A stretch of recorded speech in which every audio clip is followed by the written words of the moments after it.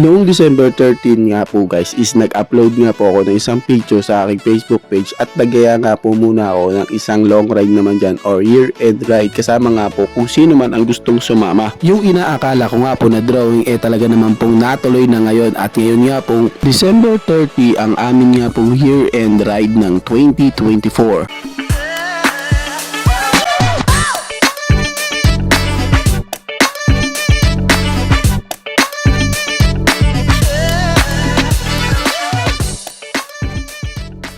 Siyempre, bago tayo sumabak sa isang long ride guys, talagang sisiguraduhin muna natin na ayos ang ating gagamiting motor. At naisip ko nga guys na gamitin nating motor is si Dart. Sa totoo lang, kailangan talaga namin na medyo malaki na motor ang gamitin katulad ng NMAX or Aerox. At meron naman kami nagagamit na NMAX pero naisip ko kasi wala pa akong rides na nakakasama ang motor ko na ito, si Dart. Nagpunta nga ako dito sa Suzuki Dasma para nga po bilhan ng genuine parts si Suzuki address natin para nga po maging komportable na siya sa rides at papalitan natin siya ng air filter at ang kanyang mga bola.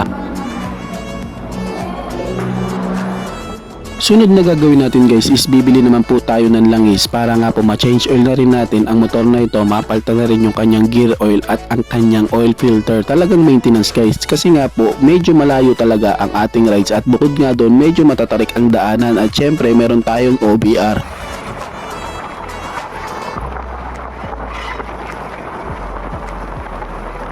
Ngayon nga guys at okay na yung ating mga parts and mga kailangan kay Dart. Ngayon nga po is uuwi na tayo para din ma-maintenance na natin ang ating motor dahil i-ready na natin siya dahil bukas na nga po December 30 ang ating rides kasama ang mga tropa. Year-end ride ito ng 2024. Ito yung mga gagamitin natin sa kanya guys no. So RS8 na 8 liters na oil tapos bola, genuine parts talaga yan galing talaga sa Suzuki no. So napili ko yan para mas okay at komportable tayo dahil genuine parts siya.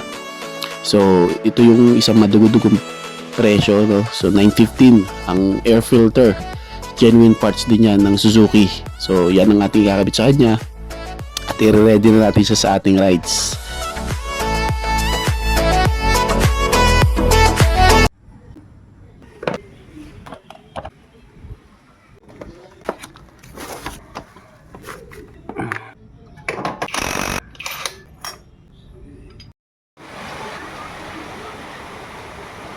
Lakas ng ulan mga sir.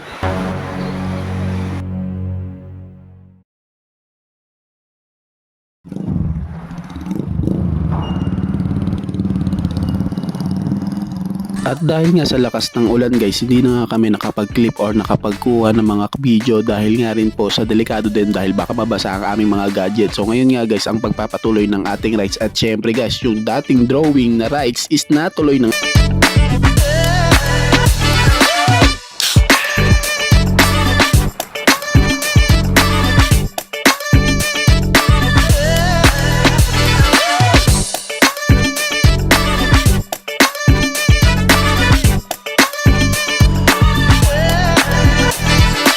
Siyempre guys, itong rides na to is hindi lang basta ginusto din namin, may reason din talaga dahil alam naman namin guys na bawat isa sa amin is magiging busy na talaga kaya nilubos namin ang pagtatapos ng taon.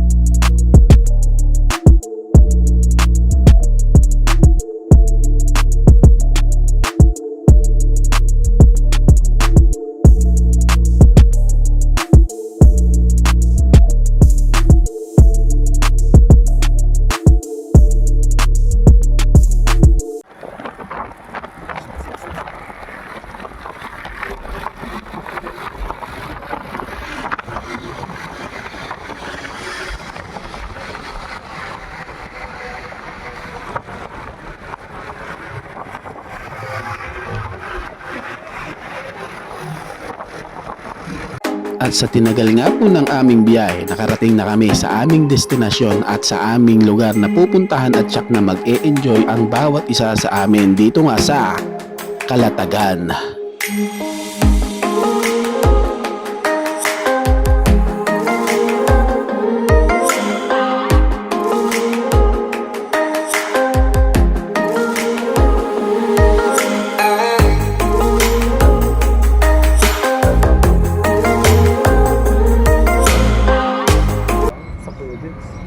Oo, sama ko yan.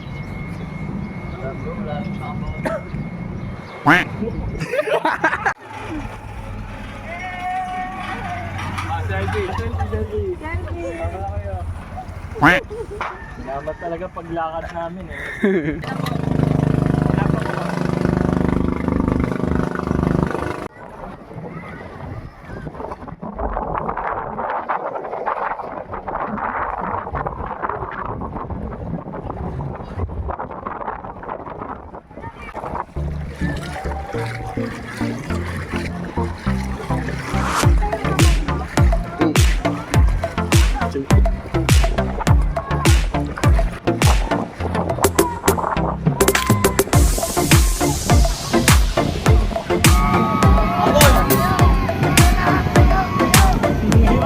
Tayo! Tayo! Tayo!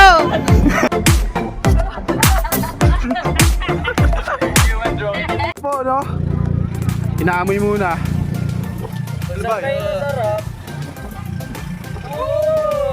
Magkano yan ate? Ah, masabi mo, Mon? Lasa. Ang lasa? Green egg. Okay. Ay, parang normal lang. Normal yan, normal. Bro, sabi yun.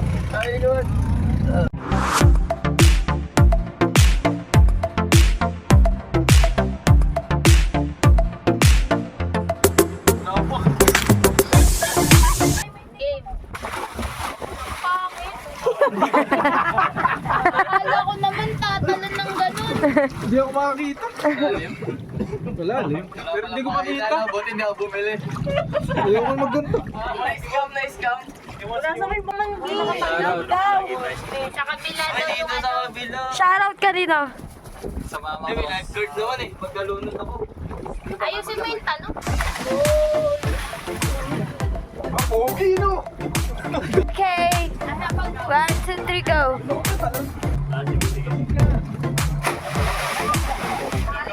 Sit ka.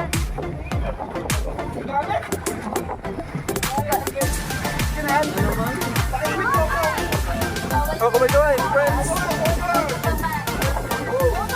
Dolphin Show!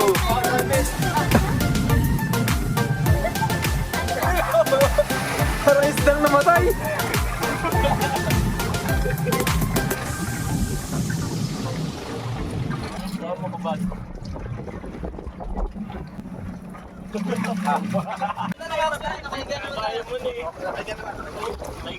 Para sama-sama na kami.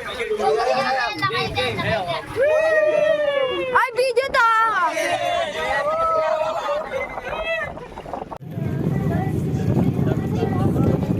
Napagpasyahan nga namin magkakaibigan na maaga na nga kaming umalis sa dagat para nga po maaga na rin kami makauwi at balak namin mag-coffee moto pa.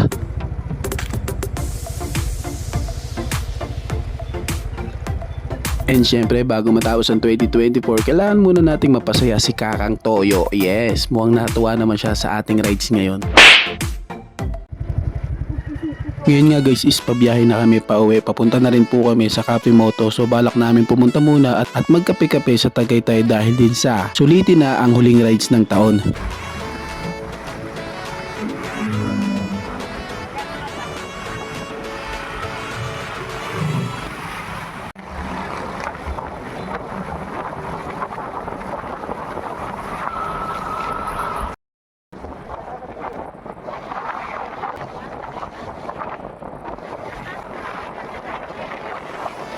Solid talagang mag-rides kapag kasama ang mga tunay na kaibigan. Samahan mo pa na meron ding mga lugar na napakagandang puntahan. Kapag mga ganitong senaryo, mas magandang mag-enjoy lamang talaga. Dahil hindi laging araw-araw ganito. Kaya dapat talaga sulitin ang bawat mga minuto. Sa mga solid followers ko dyan guys, salamat at nakasama ko kayo sa ating year-end ride. Magkakape muna kami dito sa Cafe Moto at ika nga nila, ang buhay ay parang kwento. Ano ang ikukwento mo kung hindi ka gagala?